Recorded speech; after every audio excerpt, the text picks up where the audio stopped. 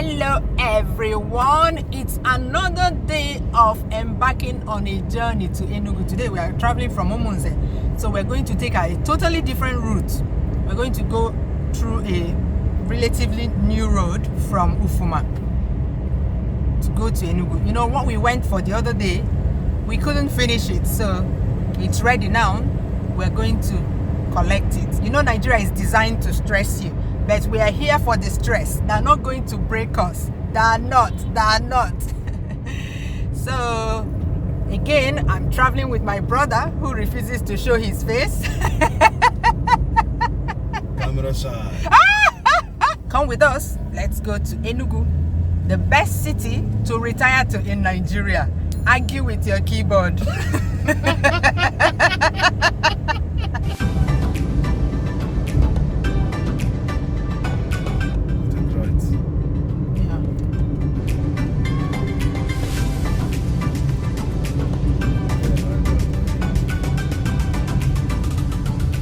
Enugu from here also. Let's walk around.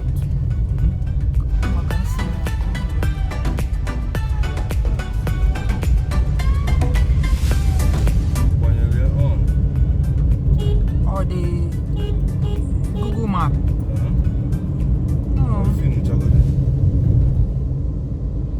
Whatever first. Oh, to go somewhere already.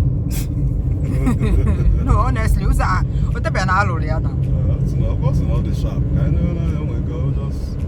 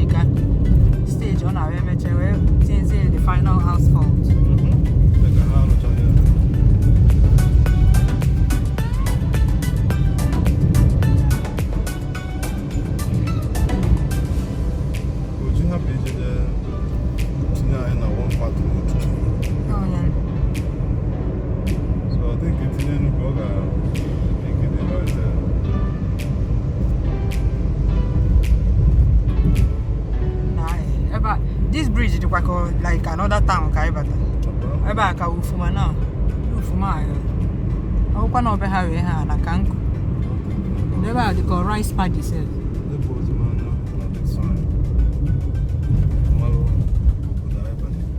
I won't sign him for. Somewhere one signboard there. Maybe they would have written some name of town. I don't know bad. We're going to meet in our natural boundary, so I wonder that bridge I got for on another town now. But I didn't see any sign. Yellow sign.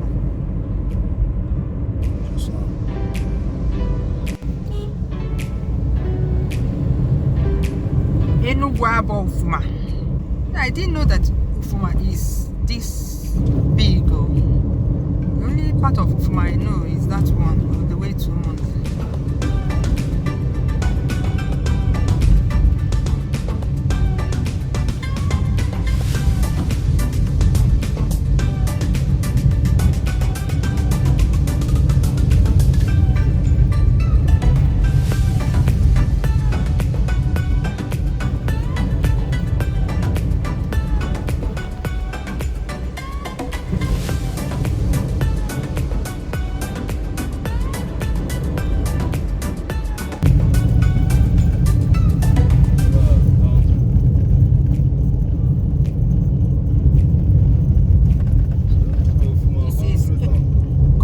From Anambra State, so from this bridge on is Enugu State. Welcome to Inyi.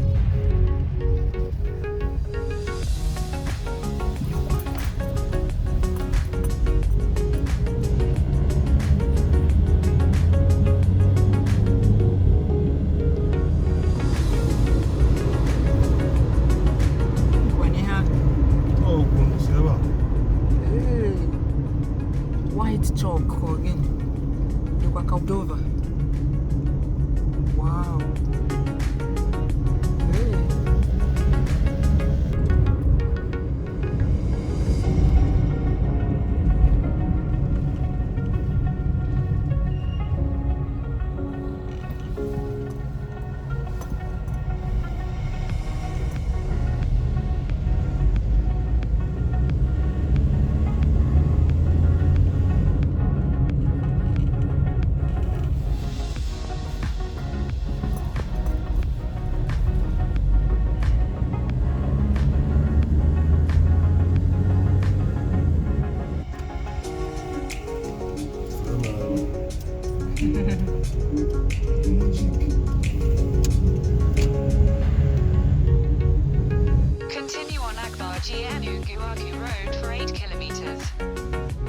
Agbaji, because no Agbaji. No, guys, but that's the good road. When did we have before? Any turn? Osilora. What the call is that?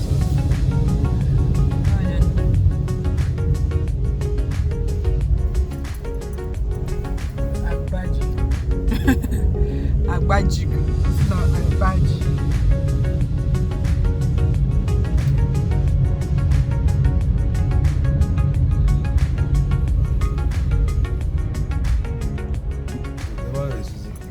Left.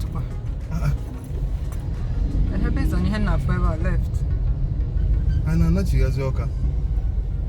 Check go off, man. Huh? You know how I trust why you Google. Hello, good morning. Those they say Enugu.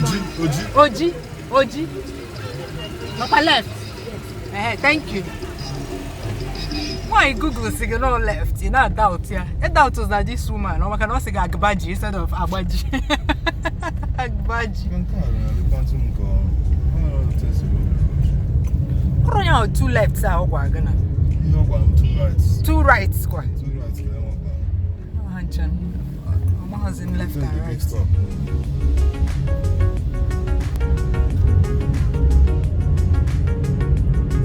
In the center, see Akpugo. Hey, what is over there now?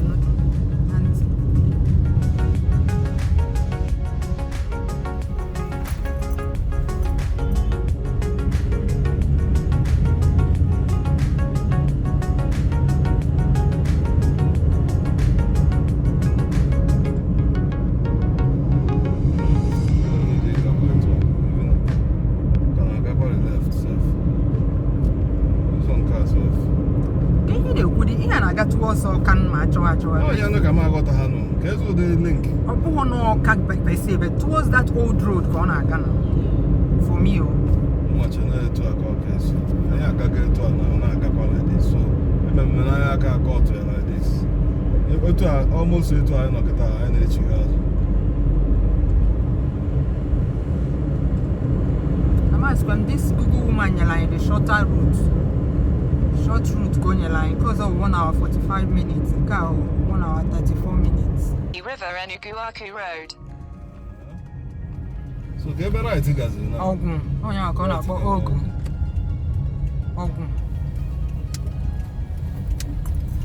This one goes to Ogun according to Google Maps. Continue on Ogu Road for 10 kilometers. Ogu Road. 10. I have a bang wagon or got towards Uncle Koya with the web. Now, take one nine Uber biases. Ogu Road, I mean, you know, G River Kaiga, so you cannot tell me a nigga watch around Oka. But I go G River probably about a go up. Yeah? I'm going to open my about the street. About years, civil. I'm more Baraga years because about who region all those places. Yeah, of course. I'm more Baraga. That's more Baraga.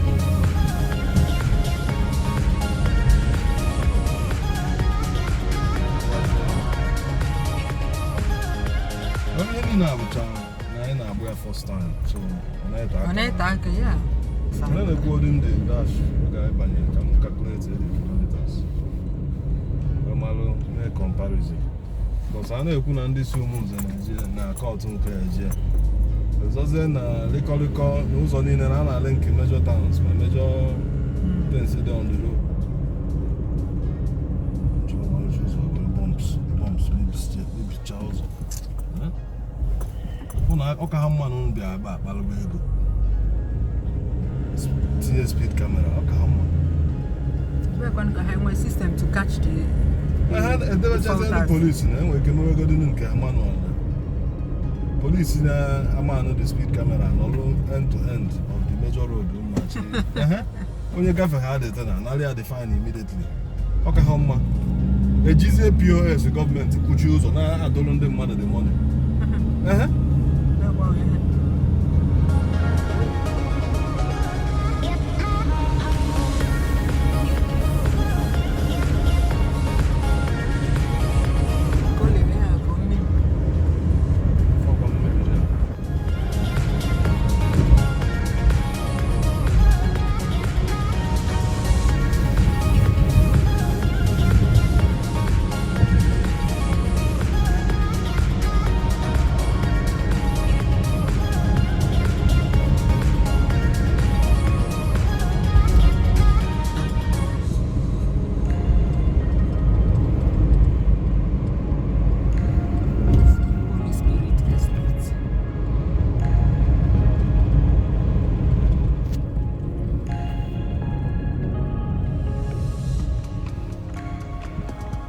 to Oji River.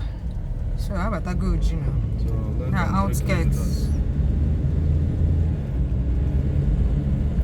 About 3 kilometers to Buying no forest bar, eba de kwa ke eba na enjoy. Buying no forest bar, I'm going to the compound.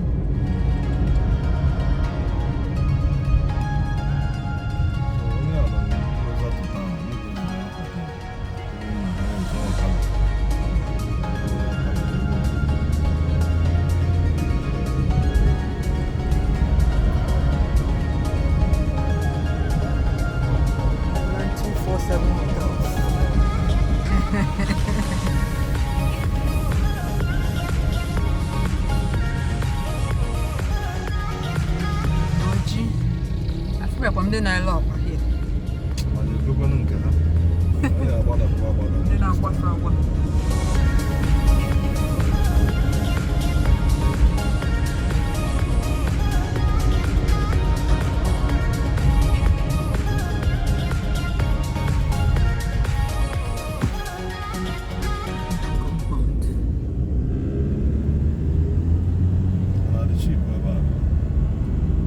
Ministry of Lands, Oji River. Cheap, yeah. How about Kahanago and Agorako? Nakanko, oh, that junction we have. In 300 meters, turn right onto Old Enugu Road. Give up, boy. No, Auka. Enugu. Oh, the first one. Enugu. You might have AI now, so sometimes of sometimes of you. Enugu. But not put on Onisha. Over here on it. Onisha easy. Imagine Onisha head. Take the next right onto Old Enugu Road. Oh, the Enugu Onisha Road. Not put on Onisha. Even in spite of the T now. You go to Hana in Onisha about English writing. KJD to Hana. The real writing will Onisha. CHA. But TSH. Or question here what here? Continue on Old Enugu Road for 14 kilometers. English spelling like that. Apart from TCH. And when TSH. And what TSH? Man, I'm not than TSH. Okay, man, get me hand. Everybody go about the behind. Oh no, I guessed right. Oh, Zanga, I put up. Everybody go up. I was just behind at this junction, and not before the junction. The power station. Yeah, right. Yeah. So in case we, I'm going to see Enugu now. No one's direct. I think I caught Koloka. Yeah, the road. Spite of imagine how easy if you know the lonely. And not the Kufa. I don't buy that. I was expect. As you know, it's just like how line beside you over right now. And I say, oh, you know it. I have to go na one junction, one I'm feeling all Okay, so we will continue on this road, contrary to what we did the last time. The last time, Okada Junction, the number given. Manina West Street. Oh, straight to get your answer. Kaiba Street, ever the very bad now. You look this ever. I'm maybe in a Kumana. How can I just express Sky plan? No, I used to go to Express or unless my one other place is join a better one. No. Eba Jorun too much and don't the distance is far. You go to Eba Haisi Nata Oh, the same place, guys, Judge. I used to one smooth road join here. Where was the Ajo road? Wakatia before I went join here. Eba is not that teacher. Eba is not that. Eba is not who's I buy and the whole smooth. Oh, who's the smoother than this road? Okay, yes. What is smoother than this one? Oh, guys, but let's try the Nash now. Okay, He had the Raga and all men I just in. I got it. I think I'll call him. This road, I joke. Watch going and the transport on. Not in the transport, I have the night mile, all Saka highest option. Who's that get up with the very bad? Then I was in Nobel and before I buy any care. Obele keep all that thing. Don't come much. I think we're going to try to turn one. No, go. Those who saw my last road trip to Enugu may think that we are crazy for taking this route again. But wait. We have a good reason for that. My brother raised a good point, so I had to give in. The part of Enugu we're going to, the Secretariat, is much closer to New Market. With the other road, you arrive Enugu at the Gariki end, which is the opposite side of town from where we should be. So it makes sense for us to take this road. The very bad part is not that far before you get to the smooth part. Then we'll take Milken Hill. But not to worry, remember, this is an adventure. We took the other route on our way back from Enugu. That one goes through Gariki, Enugu, Four Corner, Amokwe, and back to River. At that point, we turned into this road. So don't worry, I'll upload that one for you. I know some of you are egging me to take that road because you want to see your village. It's coming. Because everybody very bad. Very bad. And if on ever the boom was block. Mama ya je black. Block if on them again now. I'm surprised. Look, I na go do ni magebo. Never guess I join it. Mechi complete. How did you na pochi? Okay, I feel told you. Aje pochi. You go to trailer. Call it. You go. Hey. Mo egun pibu egaba.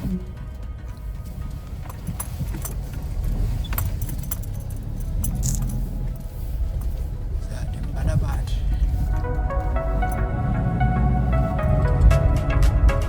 I say that Nigeria is designed to stress you. My brother will be laughing. Look at that side of the express. Very smooth. Yet they closed it and expect us to be going. Look at begin. See the ditch that we fell into. Expect us to be going on this side. Meanwhile, that side is so smooth. Why did they close it? I don't know. Look at how smooth that side is. I don't know. They can't have a good reason for closing that side. Right. Look at the hip that they used to close it. Look at. So you can't go on that side. Yet it's smoother.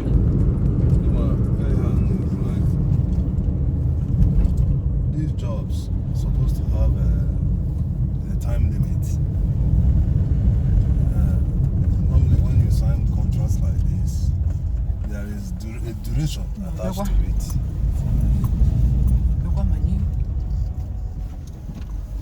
Duration is normally attached to it. So that they finish on time. How much don't we herself? Ma assign her duration or assign on?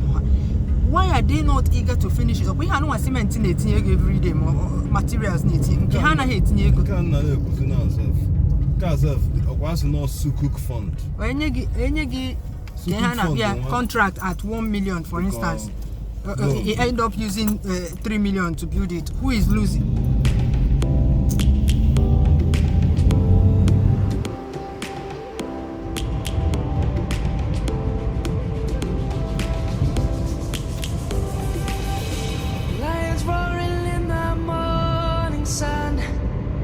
Searching for a longer day. People feeling like the light has just come. Going down to 9th mile. Must never stop the way. Yeah. Birds chirping and I hear my name, grasping into a life.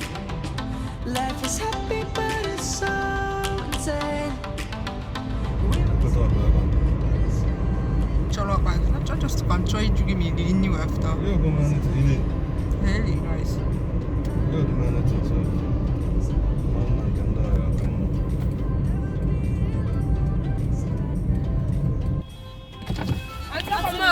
Hey! Oh, hey, going to some here now. It's only one more. It's only going one. Sorry, hey, who now body can one? Who now one? Kuna weji myself. Na umbu one. Oh, kezi na zolu. Ka we go ni. 500. Oh, the too much. Una 100 obele go because I am a teacher. What that three? I need a miracle can chop. Oya ko. Okay, have them.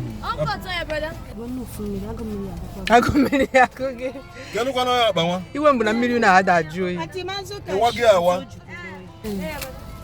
Cut kwara ya cut. See okpa, wow. Let's try this one and see if it's pure okpa, because the one we bought the other day was mixed with something, corn, I think. We've learned our lesson from the last time, so we're going to take Milken Hill today. Straight off. No more Ugu Onyama. Onyama nightmare.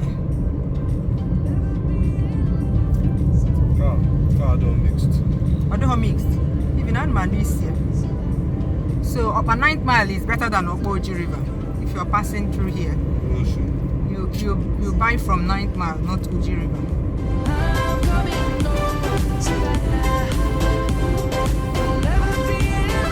So straight on to Onyama, but we're going to take right through Milken Hill.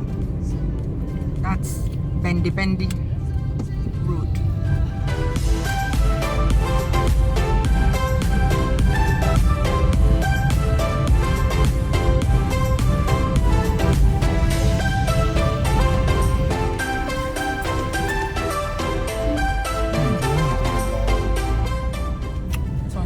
This one is pure.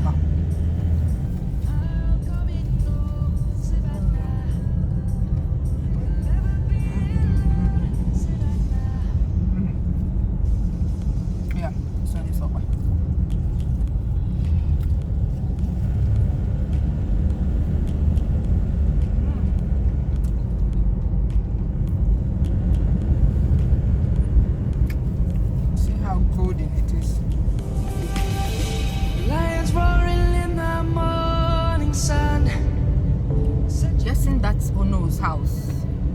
Remember in those days they used to say that this is Ono's house.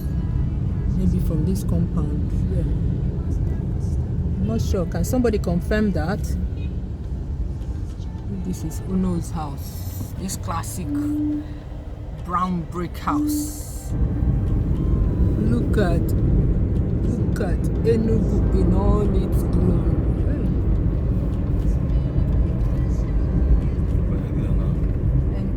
Milken Hill.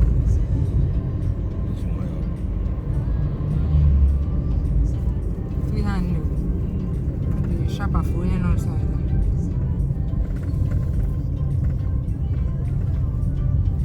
Got 360 degrees. No, check the U-turn.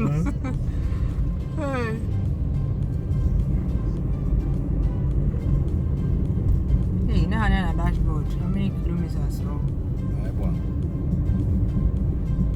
Yeah, how many kilometers the road, this particular Milken Hill road? There's no resort. Resort. Adventure.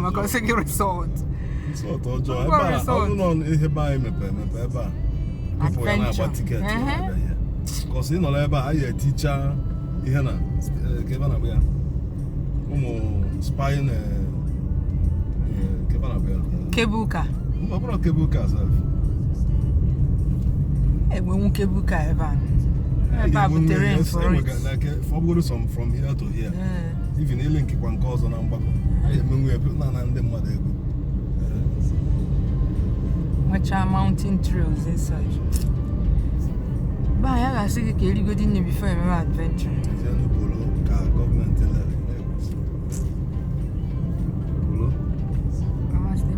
whose regime is the Polo? Man, Polo. How you feeling now after all? I look on Para Square now. Where's the age? Man, I'm going on a Polo car. Can't enjoy many much. Everything. 27th May on Africa. Before I went to Lower Para Square. I was just as never a bigger and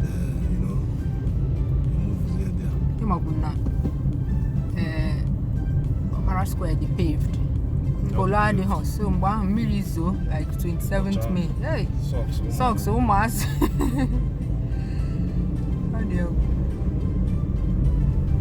Man, a Polo Park originally where Ben Dodger Melana Polo with horse. Yeah. Oh, my Kiakoji will or the unpaved. Now they unpaved, which is normal now. Paved itself now, Adroma for horse. Yeah, but Only maybe hoof here. only the On our fly natural off. sun.